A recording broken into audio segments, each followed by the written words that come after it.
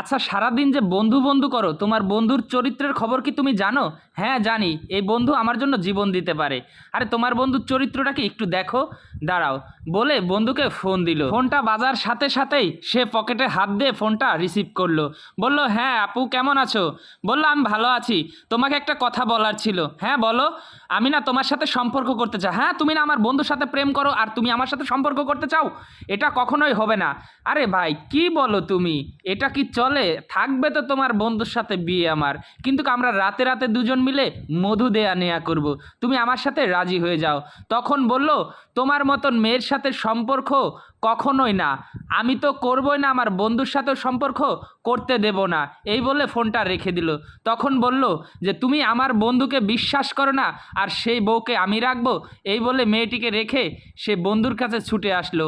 কারণ দুষ্ট গরুর থেকে সৈন্য গোয়াল অনেক ভালো। যে কিনা ছেলে বন্ধুকে নিয়ে এত প্রবলেম করে, না জানি আগামীতে কি করবে। আর সত্যিকারের বন্ধুত্ব সবসময় এরকমই থাকে। ভিডিওটা ভালো লাগলে শেয়ার করে দিবেন।